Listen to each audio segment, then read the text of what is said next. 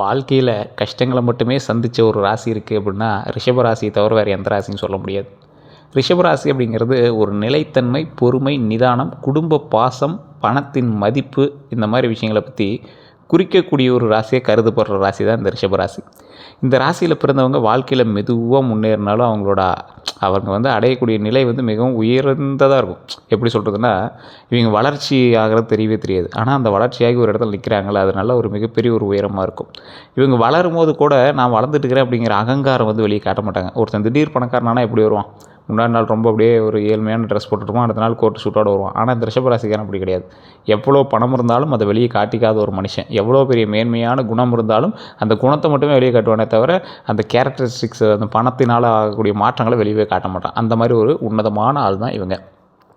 இவங்களுடைய ஒவ்வொரு முறையும் மனிதனுக்கு ஒரு விஷயம் உருவாகிட்டே வரும்போது அவனோட டிஃப்ரென்சியேஷன் தெரிஞ்சிட்டே வரும். ஆனால் ரிஷபராசி அப்படி கண்டுபிடிக்க முடியாது. ஒரு முறை மனதில் முடிவு எடுத்துட்டாங்க அப்படின்னா அதை மாறுறது அப்படிங்கிறது ரொம்ப ஒரு கடினமான ஒரு விஷயமா இந்த ரிஷபராசிக்கு இருக்கும். இவங்களோட மனநிலை மற்றும் உழைப்புத்தன்மை தான் இவங்களை உயர்த்திட்டு கொண்டு போகிறதுல ஒரு மிகப்பெரிய ஒரு விஷயமா வந்திருக்கும். இந்த ராசிக்காரர்கள் வெளியே அமைதியான இருப்பாங்க, ஆனால் உள்ளுக்குள்ளே 1000 யோசனைகளை ஓடிட்டே வச்சுட்ருப்பாங்க. யாரையுமே எளிதில் நம்ப மாட்டாங்க. ஒருவரை நம்பினா முழுமையாக நம்பிடுவாங்க. துரோகம் நடந்தால் அதையும் வாழ்நாள் முழுவதும் மறக்க மாட்டாங்க. அதிகமாக ஆனால் இவங்களுக்கு நடந்தது துரோகங்களும் நிறைய கஷ்டங்களும் தான். இந்த கஷ்டங்கள் யாரால் உருவாச்சு அப்படின்னா இவங்க நம்பிக்கை வச்சதுனால தான் உருவாச்சு அப்படின்னு சொல்லணும்.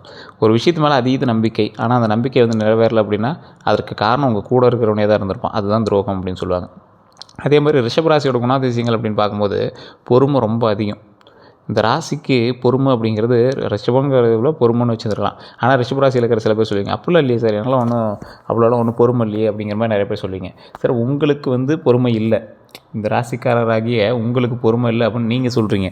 உங்களுடைய தசாபுத்தி கேட்கணும். உங்களோட தசாபுத்தி வேறு, நட்சத்திரம் வேறு, இது எல்லாமே டெஸ்ட் பண்ணி தான் உங்களுடைய பொறுமையும் உங்களுடைய நிதானமும் அங்கீகரிக்கப்படுது. இந்த ராசிக்காரர்கள் மிகப்பெரிய பலம் பொருந்தியவங்க. ஆனால் எந்த பிரச்சனை வந்தாலும் உடனே அதை பற்றி ஒரு பிரச்சனை நடந்துச்சு அப்படின்னா பதட்டமாக இருப்பாங்கள ஒருத்தர், அச்சோ இப்படியாச்சுன்னு. இந்த ராசிக்காரர் அவ்வளோ சீக்கிரம் பதட்டமாக மாட்டாங்க. அப்படி மீறி நீங்கள் பதட்டம் ஆகுறீங்க அப்படின்னா உங்களுக்கு இந்த ராசியினுடைய இது செல்லுபடியாகல, உங்களுக்கு வேறு ஏதோ நெகட்டிவ் எனர்ஜி இருக்குது அப்படின்னு அர்த்தம். அந்த நெகட்டிவ் எனர்ஜியுமே வெளியே போக்கலாம். அது ஜாதகத்தின் மூலமாக செக் பண்ணிட்டு சொல்லிடுவாங்க. அதே போல் அமைதியாக யோசித்து முடிவெடுக்கக்கூடிய நபர்களில் நீங்கள் ஒரு முக்கியமான நபர். அதை மட்டும் நீங்கள் என்றைக்கும் விட்டுறாதீங்க. அமைதியாக யோசித்து முடிவெடுக்கணும். இந்த குடும்ப பாசம் அப்படின்னு சொல்லுவாங்களே, இந்த ராசிக்காரர்களுக்கு குடும்பம் மிகவும் முக்கியம். குடும்பத்துக்காக எவ்வளோ கஷ்டப்பட்டாலும் தாங்கிக் கொள்ளக்கூடிய ஒரு நபர் இந்த ராசிக்காரர். பணத்தோட மதிப்பு தெரியக்கூடிய ஒரு முக்கியமான நபர் ரிஷபராசிக்காரர்கள். ஆனால் சில சமயத்தில் நீங்கள் பணத்தை தண்ணி மாதிரி செலவிட்டதுனால தான் இப்போ நீங்கள் பாடத்தை கற்றுக்கிட்டு அமைதியாக இருக்கீங்க அப்படிங்கிறது உண்மை. பணம் சம்பாதிப்பது எவ்வளோ கஷ்டம் அப்படிங்கிறத நன்றாக அறிஞ்சிருக்கக்கூடிய ஒரு நபர் நீங்கள். தேவையில்லாமல் செலவு செய்ய விரும்ப மாட்டீங்க. இந்த ராசிக்காரர்கள் ஒரு உன்னதமான ராசி, ஒரு தனித்துவமான ராசி. கோபம் தாமதமாக வரும். இவங்க எளிதில் கோவப்பட மாட்டாங்க. ஆனால் கோபம் வந்துச்சு அப்படின்னா அதை கட்டுப்படுத்தவே முடியாது. அந்தளவுக்கு கோபம் வரும். இந்த ரிஷபராசிக்காரர்களோட கூட இருக்கிற யாராவது இருந்தால் சொல்லுங்கள், இந்த ராசிக்காரனுக்கு எவ்வளோ கோபம் வரும், அது எப்படி ரொம்ப கடினமாக இருக்கும் அப்படிங்கிறது அவங்களுக்கு தெரியும். மனதில் வச்சுக்கொள்வாங்க அப்படின்னு சொல்லுவாங்க. இந்த ராசிக்காரர் எதை சொன்னாலும் மனசில் வச்சுக்கிறான்பா அப்படிம்பாங்க. யாராவது துன்பப்படுத்தினா அதை வெளியில் சொல்லாமல் உள்ளுக்குள்ளேயே வச்சுட்டு புழுங்கிட்டே இருப்பாங்க. அதை பழி வாங்கணுங்கிற எண்ணம் வேறு, ஆனால் அதை உள்ளுக்குள்ளேயே வச்சுட்டு கஷ்டப்பட்டுட்டு இருப்பாங்களா, அந்த மாதிரி ராசி நீங்கள். அழகும் வசதியும் பிடிக்கும். அதே மாதிரி ஒரு எக்ஸாம்பிள் சொல்கிறேன்னா, இந்த ரிஷபராசிக்காரர்கள் அழகாக இருக்கணும் அப்படின்னா எங்களை மெருகேற்றிட்டே இருப்பாங்க. சின்ன சின்ன விஷயத்தை கூட கரெக்ட் பண்ணிகிட்டே இருப்பாங்க. வசதி கொஞ்சம் லக்ஸூரியாக இருக்கிறது எனக்கு ரொம்ப பிடிக்கும். நல்ல வீடு, நல்ல வாழ்க்கை, நல்ல உணவு, நல்ல உடை, இந்த மாதிரி விஷயங்கள்லாம் விரும்பக்கூடிய ஒரு நபர்களாக இந்த ரிஷபராசிக்காரர்கள் இருப்பாங்க. காதலில் ரொம்ப உண்மையானவங்க. இந்த காதல் உண்மை அப்படிங்கிறது காதல் மற்றும் உறவுகளில் மிகவும் நேர்மையானவர்களாக இருக்கிறவங்களுக்கு மட்டும்தான் அது உண்மை அப்படிங்கிறது உண்மைத்தன்மை தெரியும். ஒருவரை நேசித்தாங்க அப்படின்னா முழு மனதோடு நேசிக்கக்கூடிய நபர். ரொம்ப அப்படி டீப்பாக உள்ளே போயிடுவாங்க. ஸோ அந்தளவுக்கு ஒரு உன்னதமான ராசி. ரிஷபராசிக்காரர்களோட பலவீனம் என்ன தெரியுமா? பிடிவாதம் அதிகம். உங்கள்கிட்ட ஒரு விஷயத்தை எடுத்திங்கன்னா பண்ணியே ஆகணும், இல்லைன்னா அதை விடவே மாட்டேன். யாருடைய ஆலோசனையும் உடனே ஏற்க மாட்டீங்க. இவன் அட்வைஸ் கொடுக்குறான், சரி ஓகே அவ்வளோதான். அதுக்கப்புறம் அது மைண்டில் கூட நம்ம வாங்க மாட்டோம். இந்த ரிஷபராசிக்கார்ட்ட அது ஒரு பெரிய ட்ராபக். இது உண்மையாக இல்லையான்னு மறக்காமல் சொல்லுங்கள். யாருடைய ஆலோசனை கேட்டாலும் கேட்டுக்குவீங்க, ஆனால் அதை எஸ்டாப்ளிஷ் பண்ண மாட்டீங்க. மன அழுத்தத்தை உள்ளுக்குள்ளேயே வச்சுக்கிற ராசியில் இந்த ராசி ஒரு முக்கியமான ராசி. அதிகம் யோசிப்பீங்க, ரொம்ப அதிகமாக டீப்பாக யோசிப்பீங்க. சில நேரங்களில் சோம்பேறித்தனம் வரும். கொஞ்சம் சோம்பேறித்தனம் அதிகம் அப்படின்னே சொல்லுவோம் உங்ககிட்ட. ஸோ தற்போது ரிஷபராசிக்காரர்களுக்கு நடந்து கொண்டு இருக்கக்கூடிய பிரச்சனைகள் என்ன அப்படின்னா, 2026 தமிழ் புத்தாண்டு பிறந்ததுலேருந்து ரிஷபராசிக்காரர்களுடைய வாழ்க்கையில் பல மாற்றங்கள் நடந்திருக்கலாம். மாற்றங்கள்லாம் எந்த அளவுக்கு மாற்றங்கள் அப்படின்னா, பண நெருக்கடி உங்களுக்கு கண்டிப்பாக வந்திருக்கும். இது இப்போ இருக்கா இல்லையான்னு மறக்காமல் சொல்லுங்கள். ஒரு சிலருக்கு இல்லை சார் இப்போ தான் சார் கொஞ்சம் ரிலாக்ஸாக இருக்குது அப்படிம்பீங்க. எங்களுக்கு வந்து தசாபுத்தி மாற்றம் வேறையாக இருக்கும். அதே போல் உங்களுக்கு வந்து லக்கினம் வந்து வேறையாக இருக்கும். அப்படி செக் பண்ணி பார்க்கும்போது உங்களுக்கு வந்து ஈஸியாக கண்டுபிடிச்சலாம். எப்படி சார் எதாவது செக் பண்ணி பாருங்கன்னா லோக்கலில் கொடுத்து செக் பண்ணுங்கள். ஏதாவது ஜோதிடர்கிட்ட கொடுத்து செக் பண்ணுங்கள். இல்லை சார் அங்கே ஒன்றும் சாட்டிஸ்ஃபை ஆகலை அப்படின்னா கீழே இருக்கக்கூடிய நம்பருக்கு ஃபோன் பண்ணி நீங்கள் வந்து தெரிஞ்சுக்கலாம். ஆனால் கீழே கொடுத்துருக்கிறது ஒரு விவிஐபி ஜோதிடர் அப்பாயின்மெண்ட் பேசிஸில் மட்டும் தான் பார்ப்பார். அதுக்கு தகுந்த மாதிரி தான் ஃபீஸஸ் இருக்கும். வேணும்னா மட்டும் நீங்கள் வந்து கீழே இருக்க நம்பர் பயன்படுத்தி நீங்கள் ப்ரமோஷன் ஆக்டிவிட்டி எடுத்துட்டாலும் பரவாயில்ல. அதே போல் வருமானம் வந்தாலும் கையில் பணம் தங்காமல் இருக்கக்கூடிய சில ராசிகள்லாம் இருக்குல்ல, அதில் முதல் ராசி நீங்கள் தான். எவ்வளோ வருமானம் வந்தாலும் அதுக்கு தகுந்த மாதிரி உங்களுக்கு செலவு வந்துகிட்டே இருக்கும். ஒரு 500 மிச்சம் பண்ணி வைக்கலாம்னா கூட அதுக்கு ஏதாவது ஒரு நோண்டிகிட்டே இருப்பாங்க. உங்களுக்கு ஏதாவது ஒரு தேவையில்லாத செலவெல்லாம் வந்துகிட்டே இருக்கும் இந்த டைமில் உங்களுக்கு. ஆனால் இதுக்கு மேலே கொஞ்சம் பிரச்சனை இல்லை. கடன்லாம் தீரக்கூடிய ஒரு காலகட்டம் தான் கவலைப்பட தேவையில்ல. அதே மாதிரி இந்த ராசிக்காரர்களுக்கு கடன் அழுத்தம், முன்பு எடுத்த கடன்களை தற்போது மன அழுத்தத்தை வந்து அதிகப்படுத்திகிட்டே இருக்கும். எப்பயோ எடுத்த கடன் தான், ஆனால் இன்னும் உங்களை வந்து வாட்டி வச்சுட்டே இருக்கும். அதேமாதிரி குடும்பத்தில் கருத்து வேறுபாடுகள், குடும்பத்தில் உள்ள யாருக்கும் சரியாக புரிந்து கொள்ளக்கூடிய உணர்வுகள் இல்லை. நீங்களுமே வந்து அந்த குடும்பத்தில் இருக்கிறவங்களை பற்றி புரிஞ்சுக்கிறதுக்கான ஸ்பேஸ் உங்களுக்கு கிடைக்கல. அந்த மாதிரி சில விஷயங்கள் வந்து உங்களுக்கு நடந்திருக்கும். வேலை பிரச்சனை, வேலையில் மதிப்பு குறைப்பு. நீங்கள் வேலை செஞ்சிட்ருப்பீங்க, உங்களுக்கான வேலைக்கான ஊதியம் கரெக்டாக கிடச்சிருக்கானா கிடச்சிருக்காது. நீங்கள் செய்கிறது 10,000 வேலைன்னா உங்களுக்கு கிடைக்கிறது 1000 சம்பளமாக இருக்கும். உழைப்புக்கு தகுந்த பலன் இல்லாமல் போகிற நிலை உங்களுக்கு இருக்கலாம். அதே மாதிரி வேலையோட மதிப்பு உங்களுக்கு குறைவாக இருக்கும். நம்பிக்கை துரோகம் அப்படிங்கிறது எல்லார் வாழ்க்கையில் நடக்கிறது தான். என்ன சார் அது எல்லாத்துக்கும் மேட்ச் ஆகுமே அப்படின்னு கேட்டால் உங்களுக்கு இது அதிகமாகவே இருந்திருக்கும். நீங்கள் நம்பிய ஒருவர் ஏமாற்றி இருக்கலாம். உங்கள்கிட்ட ஒருத்தர் பணம் வாங்கிட்டு உங்களோட கூட இருந்த நண்பனே இல்லை குடும்பத்தில் ஒருத்தரையே வந்து உங்களை நல்லா ஈஸியாக ஏமாற்றக்கூடிய ஒரு ராசி தான் நீங்கள். அதாவது உங்களை அவங்க ஈஸியாக ஏமாற்றிடுவாங்க. ஏமாறக்கூடிய ராசி நீங்கள். ஸோ இந்த ராசி அதிகமாக துரோகங்களை அனுபவித்தாலும் அசால்ட்டாக தொடச்சிட்டு போயிட்டே இருப்பாங்க. ஏன்னா அது பழக்கமாயிடுச்சு இல்லை. அந்த மாதிரி மன அழுத்தம் கொஞ்சம் உங்களுக்கு அதிகமாகவே இருக்கும். இரவு தூக்கம் குறையுது. இந்த ராசிக்காரன் இந்த காலகட்டத்தில் உங்களுக்கு கண்டிப்பாக தூக்கமின்மை கொஞ்சம் கம்மியாக தான் இருக்கும். அதிக யோசனை வந்து அதிகமாக இருக்கும். நைட்டு தூங்கினா தூக்கம் வராது. ஏதோ யோசனை போகும், கற்பனை போகும். அதுக்கோசரம் செல் எடுத்து கையில் வச்சு நோண்டிட்டு தான் தோணும். எதிர்கால பயம் வந்து உங்களுக்கு இப்போ வந்து கொஞ்சம் லைட்டாக வர ஆரம்பிச்சிருக்கும். எதிர்கால பயம் போன்றவெல்லாம் இருக்கலாம் அப்படிம்பாங்கள்ல.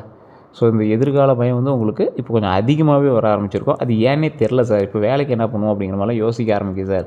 ஓரளவுக்கு போயிட்டு தான் இருக்குது, தொழில் சம்பளம் வந்துட்டு தான் இருக்குது. ஆனால் வருங்காலத்தில் என்ன பண்ணுவோங்கிற ஒரு கேள்விக்குறியான ஒரு விஷயங்கள் வந்து மைண்டில் அப்போ வந்து போகுது சார் அப்படிங்கிற மாதிரி இருப்பீங்க. அதே மாதிரி இந்த பிரச்சனைலாம் ஏன் உருவானது அப்படிங்கிற ஒரு விஷயம் இருக்குல்ல. அதிக பொறுப்புகளை வந்து ஏற்றுக்கொண்ட ராசி வந்து ரிஷபராசி. ரிஷபராசிக்காரில் வந்து தான் பார்த்துருக்கிறேன், நான் பார்த்துக்கிறேன் அப்படின்னு ஒரு இடத்துல பொறுமையும் தங்கள் மீது ஒரு நம்பிக்கையை வச்சு அவங்க இடத்துல சொல்லிடுவாங்க. இந்த அதிக பொறுப்பு வந்து ஏற்றுக்கிற ராசி ரிஷபராசி அப்படின்னு சொல்கிறதுக்கான காரணம் என்னென்னா, இப்போ குடும்பத்தில் ஒரு 4-5 பேர் இருக்காங்க அப்படின்னா திடீர்னு 2 அண்ணன் உங்களுக்கு இருப்பான். ஆனால் 3வது பையனாக இருப்பீங்க, இல்லை நீங்கள் 2வது பையனாக இருப்பீங்க. நீங்கள் வந்து குடும்பத்தை நான் பார்த்துக்கிறேன் அப்படிங்கிற மாதிரி சொல்ல ஆரம்பிச்சிடுவீங்க. சொன்னோன்னே என்ன ஆகும், அந்த குடும்பத்தோட ஒட்டுமொத்த பாரமும் உங்ககிட்ட இருந்திருக்கும். அப்போ என்ன ஆகுது, ரிஷபராசிக்காரர்கள் நான் பார்த்துக்கிறேன் அப்படின்னு சொல்லக்கூடிய எல்லா பொறுப்புகளையும் தங்கள் மீது ஏற்றுக்கிறாங்க. அப்போ என்ன ஆகுது, அது வந்து அதீத பொறுப்புகளை ஏற்றுக்கொள்ளக்கூடிய ஒரு தருணமாக மாறுது. உங்களுக்கு ஸ்ட்ரெஸ் அதிகமாகுது. இதுதான் ஒரு காரணமாக கூட இருக்கலாம். அதே மாதிரி யாரையுமே மறுக்க முடியாமல் நீங்கள் வந்து சரிப்பா நீ சொன்னால் ஓகே பண்ணி தான் ஆகணும் அப்படிங்கிற மாதிரி மாட்டிக்கிறதுனால பல விஷயத்தில் மாட்டிக்கிங்க. பலருக்கு உதவி செஞ்சுருப்பீங்க, ஆனால் அவர்கள் வந்து திருப்பி உதவாமல் போயிருக்கலாம். உதவி வந்து நிறையா நீங்கள் செஞ்சுருப்பீங்க, ஆனால் அந்த ஆள் வந்து திருப்பி உங்களுக்கு உதவி இருக்க மாட்டான்.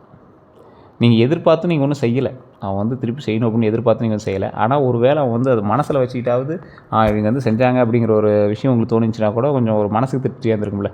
அவன் அன்றைக்கி நன்மை செஞ்சான், அவன் நம்ம வந்து ஓரளவுக்கு நினச்சாவது பார்க்கணும் அப்படின்னா அவன் நினச்சானா நம்மளுக்கு எவ்வளோ சந்தோஷமாக இருக்கும். ஸோ அதுதான் மெயின். அது வந்து அப்படி அவன் நினைக்க மாட்டான். அவங்ககிட்ட தவறான நம்பிக்கையோடு பணம் கொடுத்தவங்க யாரும் திருப்பி தரமாட்டாங்க உங்ககிட்ட. ஒரு சிலரை சொல்கிறேன், எல்லாரையும் நான் சொல்லலை. அதேமாதிரி குடும்ப செலவுகள், வீடு, குழந்தை, மருத்துவம், வியாபாரம் போன்ற காரணங்களால் செலவுகள் அதிகரிக்கக்கூடிய சில நாட்களாகவும் உங்களுக்கு அமையுதுங்க. திடீர் முடிவுகள் அப்படின்னு பார்த்தா சில முதலீடுகள் வந்து எதிர்பாராத பலனை வந்து தராமல் போயிருக்கலாம். அதாவது சில முதலீடுகள் அப்படின்னா நீங்கள் எந்த அளவுக்கு முதலீடு போகிறீங்களோ அந்த அளவுக்கு சொல்கிறேன். அதே மாதிரி கடன் பிரச்சனை இப்போது அதிகமாக இருக்கா, குறைய ஆரம்பிச்சிருக்கா, இதுதான் உங்களுக்கு ஒரு மெயின் பாயிண்ட்டாக இப்போ வந்து போய்ட்டுருக்கும். சரி, இந்த காலகட்டம் கடன் பிரச்சனை எப்படி இருக்க போகுது, குறையுமா இல்லை அதிகரிக்குமா? இப்போ அதிகமாக இருக்குது அப்படி இருக்குது அப்படின்னு கேட்டால், ரிஷபராசிக்காரர்களுக்கு கடந்த சில மாதங்களாக கடன் அழுத்தம் அதிகமாக தான் இருந்திருக்கும். அந்த கடன்கிறது இஎம்ஐ தான், நீங்கள் ஒன்றும் அப்படியே கழுத்து பிடிச்சிட்டு இது பண்ணுற அளவுக்குலாம் இல்லை. ஆனால் ஒரு சிலருக்கு எக்ஸ்ட்ரீமுக்கு போட போயிருக்கும். ஆனால் தற்போது அந்த நிலை வந்து மெதுவாக குறைய ஆரம்பிக்கும் காலம். முக்கியமாக பழைய கடன்களை அடைக்க வழிகள் கிடைக்கும், எதிர்பாராத உதவி கிடைக்கலாம், நிலுவையில் இருந்த பணம் வந்து திரும்ப கிடைக்கும். ஒரு ரொம்ப நாளாக வெயிட்டிங்கில் இருக்குது சார், அது இப்போ தான் கிடச்சிருக்கு அப்படிங்கிற மாதிரி சில விஷயங்கள் வந்து கிடைக்காத வாய்ப்புகள் கொஞ்சம் அதிகமாகவே இருக்குது. புதிய வேலைவாய்ப்பு அல்லது கூடுதல் வருமானம் வந்து உங்களுக்கு இருக்கும். புதிய வேலைவாய்ப்புனா நீங்கள் செஞ்சுட்டு இருக்கிற தொழிலே ஒரு ப்ளஸ் பாயிண்ட்டாக ஒன்று வந்து அமையலாம். அதே மாதிரி ஆனாலும் இன்னும் ஒரு சில முக்கியமான எச்சரிக்கை உங்களுக்கு இருக்குது. அது கொஞ்சம் பொறுமையாக நிதானமாக பார்த்து தெரிஞ்சுக்கோங்க. புதிய கடன் எடுக்கிறதுல கவனமாக இருந்துக்கோங்க. இந்த காலத்தில் தேவையில்லாமல் பெரிய கடன் எடுக்கவே கூடாது. இந்த டைமில் எடுத்திங்கன்னா நீங்கள் வந்து அடைக்கிறதுக்கு பல யுகங்களே ஆகலாம் உங்களுக்கு. ஸோ கடன் பிரச்சனை எப்படி தீரும்?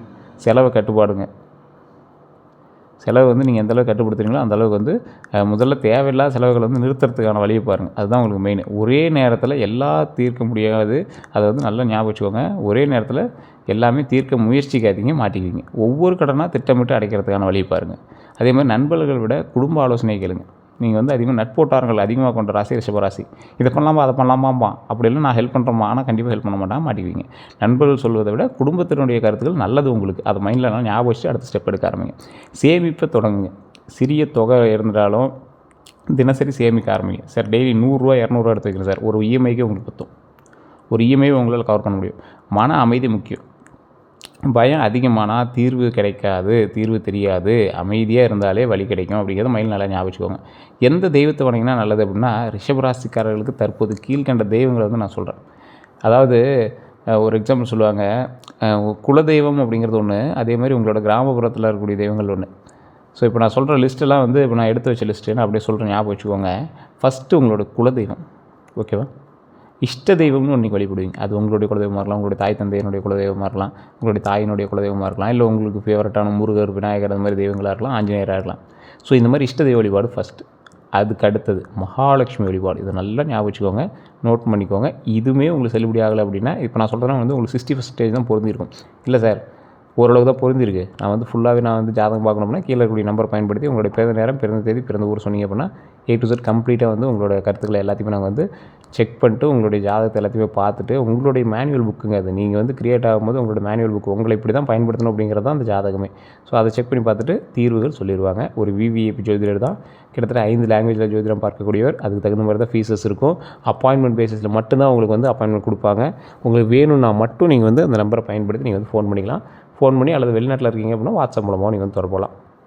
அதே மாதிரி பண வரவு அதிகரிக்கக்கூடிய ஒரு காலகட்டமாக இந்த காலகட்டம் அமையிறதுக்கு முக்கியமான ஒரு வழிபாடு மகாலட்சுமி வழிபாடு. வெள்ளிக்கிழமையில் தீபம் ஏற்றி வழிபடுவது ரொம்ப நல்லது. பண வரவு அதிகரிக்கும், வீடு அமைதியில் கிடைக்கும், வீடு வந்து அமைதியாக இருக்கும், சந்தோஷம் இருக்கும், நிம்மதி இருக்கும், கடன் சுமை குறையும். இதெல்லாம் மகாலட்சுமி வழிபாடு பண்ணிங்க அப்படின்னா தான் முடியும். வெள்ளிக்கிழமையில் தீபம் ஏற்றி வழிபடணும். முருகர் வழிபாடு செவ்வாய்க்கிழமையில் முருகர் கோயிலுக்கு போக செல்வது ரொம்ப நல்லதுங்க. இந்த ராசிக்காரர் வந்து செவ்வாய்க்கிழமை முருகர் கோயிலுக்கு போயிட்டு வாங்க. பக்கத்தில் சின்ன கோயில் தான் சார் இருக்குது, போயிட்டு வாங்க, ஒன்றும் பிரச்சனை இல்லை. பலன் என்னென்ன அப்படின்னா, எதிரிகள் வந்து விலகுவாங்க, தைரியம் அதிகரிக்கும், வேலை வாய்ப்பு கண்டிப்பாக கிடைக்கும். வேலை இல்லாதவங்க இந்த விஷயத்தை வந்து கண்டிப்பாக ட்ரை பண்ணி பாருங்கள். அதே மாதிரி பெருமாள் வழிபாடு சனிக்கிழமையில் பெருமாள் வழிபாடு வந்து ரொம்ப நல்லது. நெய் தீபம் ஏற்றி வழிபட்டிங்கன்னா இன்னும் ரொம்ப நல்லது. மன அமைதி கண்டிப்பாக கிடைக்கும். மன அமைதி கிடைச்சிச்சு அப்படின்னா யோசிக்கிறதுக்கான ஸ்பேஸ் உங்களுக்கு கிடைக்கும். அதை ஃபஸ்ட்டு நல்லா ஞாபகம் வச்சுக்கோங்க. டக்குன்னு எல்லாமே தீந்துருமா அப்படின்னு கேட்டால், எல்லா பிரச்சனையும் தீந்துருமான்னு கேட்டால் தீர்றதுக்கான வழி பிறக்கும். அப்போ அந்த வழி பிறக்கணும் அப்படின்னா எங்கேருந்து ஆரம்பிக்கணும்? உங்களோட மைண்ட்லேருந்து தான் ஆரம்பிக்கணும். ஸோ மன அமைதி கிடைக்கும், குடும்ப பிரச்சனை வந்து குறையும், தடைப்பட்ட காரியங்கள் நடக்கக்கூடிய ஒரு தருணமாக அமையும். குலதெய்வ வழிபாடு நீண்ட நாட்களாக குலதெய்வ கோயிலுக்கு போகலை அப்படின்னா கண்டிப்பாக இந்த தடவை வந்து போயிட்டு வாங்க. குலதெய்வ வழிபாடு நான் ஃபஸ்ட்டே சொன்னது தான். குலதெய்வ வழிபாடு தான் உங்களுக்கு மெயினாக தூக்கிவிடும். ஸோ தடைகளை நீக்கும், குடும்ப முன்னேற்றம் வரும், அதிர்ஷ்டம் அதிகரிக்கும். நீங்கள் திடீர்னு ஒரு நல்லது நடக்குது அப்படின்னா உங்களோட குலதெய்வத்தினால் மட்டும்தான் இருக்கும். அது நிறையா பேர் தெரியறதில்ல. கிரக அமைப்பும் குலதெய்வத்தினுடைய அருளும் இருந்தால் மட்டும்தான் ஒருத்தருக்கு திடீர்னு லக்கு கிடைக்கும். அதே மாதிரி சார் அடுத்த 12 நாளைக்கு எப்படி இருக்க போகுது? 12 நாளுக்கு அப்புறம் நம்ம அடுத்த வீடியோ போட போகிறோம். ஸோ 12 நாளைக்கு எப்படி இருக்க போகுது அப்படின்னா, நாள் 1 முதல் நாளில் மனக்குழப்பம் உங்களுக்கு குறையும். நீண்ட நாளாக இருந்த குழப்பத்திற்கான ஒரு தீர்வு, ரொம்ப பெரிய குழப்பம் இல்லை, ஓரளவுக்கு மைல்டாக இது பண்ணலாமா வேண்டாமா அப்படிங்கிற மைல்டான ஒரு குழப்பம்லாம் அது தீரக்கூடிய ஒரு குறையக்கூடிய ஒரு காலகட்டமாக இருக்குங்க. அதே மாதிரி 2வது நாள் பண வரவு, பெரிய தொகைலாம் கிடையாது, சிறிய தொகை வருமானமாக கிடைக்கும். 3வது நாள் குடும்ப சந்தோஷம் வந்து நிலைத்திருக்கும். குடும்ப சந்தோஷத்தில் நல்ல செய்தி வந்து சேரும். அதே மாதிரி 4வது நாள் உடல் சோர்வு இருக்கும். உடல் ஓய்வு கண்டிப்பாக தேவை. உடல் ஆரோக்கியம் உங்களுக்கு ரொம்ப தேவை. அதை மட்டும் மைண்டில் நல்லா ஞாபகம் வச்சுக்கோங்க. அது வந்து ஒரு நாள் மட்டும் இல்லை, இனி வரக்கூடிய நாட்களில். அதே மாதிரி 5வது நாள் நண்பனுடைய உதவி கிடைக்கும். நீங்கள் எதிர்பாராத ஒருவர் வந்து உதவி செய்கிறதுக்கு வருவான். வேலை முன்னேற்றம் கிடைக்கும். அடுத்த நாள் 6வது நாள் வேலை தொடர்பான நல்ல தகவல்கள் கிடைக்கும். 7வது நாள் செலவு அதிகரிக்கும், திடீர் செலவுகள் வரலாம், ஆனால் நீங்கள் கொஞ்சம் பொறுமையாக நிதானமாக பண்ணணும். 8வது நாள் மன அமைதி, நீண்ட நாட்களாக இருந்த மன அழுத்தம் குறையக்கூடிய ஒரு நாட்களாக அமையும். 9வது நாள் புதிய யோசனை கிடைக்குது. அதுலேயுமே வந்து பார்த்திங்கன்னா புதிய வருமான வாய்ப்பு பற்றி யோசனை தான் வரும். அது வந்து ஸ்டெப் எடுப்பீங்களான்னு கேட்டால் கிடையாது. அதே மாதிரி தெய்வ அருள் கிடைக்கும், கோவிலுக்கு செல்லக்கூடிய வாய்ப்புகள் கிடைக்கும். 11வது நாள் வந்து பழைய பிரச்சனைக்கான முடிவுகள் கிடைக்கும். நீண்ட நாளாக பிரச்சனைக்கு ஒரு தீர்வு கிடைக்கும் அப்படின்னு வெயிட் பண்ணியிருப்பீங்களா, அந்த நாள் வந்து அப்போ தான் புதிய தொடக்கம் உண்டுங்க. வாழ்க்கையில் புதிய மாற்றம் ஆரம்பிக்கக்கூடிய ஒரு நாட்களாக அமையுது. 2026 இந்த தமிழ் புத்தாண்டுலேருந்து ஒரு நல்லது நடக்கும்னு எல்லா யூடியூப்லேயும் சொல்கிறா சார். எல்லோரும் நியூஸ் சேனலில் போட்டு உட்கார வச்சுருந்தாங்க. 2026 சொன்னாங்க. அப்புறம் தமிழ் புத்தாண்டு பிறந்துச்சு. அது என்ன நடக்க போகுது அப்படின்னா, வாழ்க்கை மீதான சோதனை. நீங்கள் யார் என்று வாழ்க்கை வந்து சோதிக்குது பார்த்தீங்களா, அதெல்லாம் வந்து இந்த காலகட்டத்தில் உங்களுக்கு வந்து சரி பண்ணி கொடுத்துரும். நம்பியவர்கள் வந்து விலகி நிற்பாங்கள்ல, நம்பிக்கையானவங்க நம்பியவர்கள் விலகினார் அப்படின்னு சொல்லுவாங்கள்ல. சிலர் வந்து திடீர்னு உங்கள் வாழ்க்கையிலேருந்து விலகுவாங்க. அதை மட்டும் கொஞ்சம் எச்சரிக்கையாக பார்த்து நிதானமாக இருந்தது பரவாயில்ல. இந்த வருஷத்தில் கொஞ்சம் பார்த்து இருந்துக்கோங்க. பண நெருக்கடி அப்படின்னா, அது வந்து நம்ம ஒன்று சொன்னது வந்து விலகுவாங்க அப்படின்னா, ஒரு நண்பர் வட்டாரம் உங்கள்கிட்ட சண்டை போட்டு கூட போகலாம். ஸோ அந்த மாதிரி விஷயத்த சொல்கிறேன். அதேமாதிரி பண நெருக்கடி, வருமானம் இருந்தும் சேமிப்பு இல்லாமல் போயிருக்கும். ஸோ அந்த விஷயத்தில் மட்டும் கொஞ்சம் கவனமாக இருங்க. மனதிற்கு பிடித்த விஷயங்களில் தாமதமானது. உங்களோட மனசுக்கு ரொம்ப பிடிச்ச விஷயம் வந்து தாமதமாகுது. உங்களுக்கு திருமணமாக இருக்கலாம், குழந்தை விஷயங்களாக இருக்கலாம், அதெல்லாம் சரியாயிடும். நீங்கள் வந்து நினச்ச பல விஷயங்கள் வந்து தள்ளி போயிருக்கலாம். அது எல்லாமே கொஞ்சம் பொறுமையாக நிதானமாக செயல்பட ஆரம்பிக்கும். தனிமை உணர்வு, உங்களை யாரும் புரிஞ்சிக்கல அப்படின்னு ஒரு விஷயம் வந்து ஒரு மைண்டில் ஓடிட்டே இருக்குங்களா, அந்த உணர்வு வந்து கொஞ்சம் அதிகமாகவே இருக்கும் இந்த காலகட்டத்தில். உங்களுக்கு இந்த வருடங்களில் தமிழ் புத்தாண்டுலேருந்துன்னு வச்சுக்கலாம், இல்லை 2026 வச்சுக்கலாம். நிறைய பேர் சொல்லுவீங்க சார் அப்போலேருந்தே அப்படி தான் சார் இருக்குது அப்படிம்பீங்க. அதே மாதிரி இனிமேல் என்ன நடக்க போகுது அப்படிங்கிற ஒரு மைண்ட் செட் இருக்கும்ல, மெதுவான முன்னேற்றம் இருக்குது. இனி வாழ்க்கையில் மெதுவாக சரியாக ஆரம்பிக்கக்கூடிய ஒரு காலகட்டம் அமைய போகுது. புதிய வருமான வாய்ப்பு உங்களுக்கு உண்டாக போகுதுங்க. 2வது வருமானம் அப்படின்னு ஒன்று சொல்லுவாங்கள்ல, சைடு இன்கம், அந்த மாதிரி ஒன்று வந்து உருவாக போகுது. கடன் குறையும். 2026 நடுப்பகுதிக்கு பிறகு கடன் சுமை வந்து குறைய ஆரம்பிக்கிறதுக்கான காலகட்டம். மே மாதம் இப்போ ஆரம்பிச்சிச்சா, இதுமாதிரி வந்து கடன் பகுதி வந்து குறைய ஆரம்பிக்கும். குடும்பத்தில் நல்ல மாற்றம் உண்டாகுங்க. குடும்பத்தில் இருந்து கருத்து வேறுபாடுகள் குறையும், நல்ல மாற்றம் உண்டாகும். வேலை மற்றும் தொழிலில் வளர்ச்சி உண்டாகும். புதிய வாய்ப்புகள் கிடைக்கும். வெளிநாட்டு வாய்ப்பு அப்படின்னு பார்த்திங்கன்னா, சிலருக்கு வந்து வெளிநாட்டு தொடர்பான நல்ல தகவல் வரலாம். திருமணம், அப்புறம் இந்த உறவு அப்படிலாம் பார்த்திங்கன்னா, திருமண தாமதமானவங்களாம் வந்து நல்ல செய்தி கிடைக்கலாம். இந்த ரிஷபராசிக்காரர்களுக்கு முக்கிய அறிவிப்பு அப்படின்னு பார்த்தா, யாரையுமே முழுமையாக நம்பாதீங்க. உங்களுக்கு மெயினான ஒன்று அதுதான். பண விஷயத்தில் கவனமாக இருங்க. உங்களோட உடல் நலத்தில் அலட்சியம் செய்யாதீங்க. இரவு அதிகமாக வந்து யோசிக்காமல் தூங்கி எழுந்திரிங்க. புதிய வாய்ப்புகளை தவற விடாதீங்க. தினமும் காலை நேரத்தில் பிரார்த்தனை பண்ணுங்கள். சாமிகிட்ட இன்றைக்கி வந்து இது நடக்கணும், நல்லது நடக்கணும் அப்படிங்கிற மாதிரி பிரார்த்தனை பண்ணுங்கள். அதிர்ஷ்டமான விஷயங்கள்லாம், அதிர்ஷ்ட நிறங்கள் நான் ஃபஸ்ட்டு சொல்கிறேன். வெள்ளை, இளஞ்சிவப்பு, பச்சை, இது 3 வந்து உங்களுக்கு ஒரு அதிர்ஷ்டமான நிறம். அதிர்ஷ்டமான எண்ணா 6, 15, 24. அதிர்ஷ்டமான நாட்கள் வெள்ளிக்கிழமை, புதன்கிழமை. தினசரி சொல்ல வேண்டிய மந்திரம் அப்படின்னா, ஓம் ஸ்ரீம் மகாலட்சுமியே நமக. இந்த மந்திரத்தை வந்து தினமும் 108 முறை சொல்லுங்கள். இது கமெண்ட் செக்ஷனில் ஒரு டைம் பதிவிடுங்க. ஓம் ஸ்ரீம் மகாலட்சுமியே நமக, ஓம் ஸ்ரீம் மகாலட்சுமியே நமக, ஓம் ஸ்ரீம் மகாலட்சுமியே நமக. இந்த மந்திரத்தை வந்து தினமும் 108 முறை வந்து சொல்லுங்கள். அதே மாதிரி இந்த ராசிக்காரங்க தற்போது வாழ்க்கையில் ஒரு மாற்ற காலம் நடந்து கொண்டு இருக்குது. இதுவரை இருந்த கஷ்டங்கள் உங்களை வந்து ஒரு கஷ்டங்கள் எல்லாத்தையும் உடச்செறியக்கூடிய ஒரு தருணமாக மாறப்போகுது. இந்த வலிமையானவங்க, இந்த ரிஷபராசிக்காரங்க ரொம்ப வலிமையானவங்க. சின்ன சின்ன விஷயத்துக்கோசரம் உடஞ்சி உட்காரக்கூடாது. நீங்கள் இறங்கி போராடிங்க அப்படின்னா பல பிரச்சனைகள் வந்து தீரும். கடன் பிரச்சனை மெதுவாக குறையும். மன அமைதி திரும்ப வரும். பண வரவு அதிகரிக்கும். குடும்பத்தில் நல்ல மாற்றம் உருவாகும். தெய்வ அருள் கிடைக்கும். ஆனால் பொறுமை ரொம்ப முக்கியங்கிறத மைண்டில் ஞாபகம் வச்சுக்கோங்க. உங்களுக்கு வாழ்க்கை முழுவதும் ஒரே மாதிரி கஷ்டமாக இருக்காது. நீங்கள் மெதுவாக வந்து உயர்வீங்க அப்படிங்கிறத மைண்டில் ஞாபகம் வச்சுக்கோங்க. ஆனால் உயர்ந்த பிறகு யாராலையும் வந்து உங்களை வந்து கீழே இறக்க முடியாது.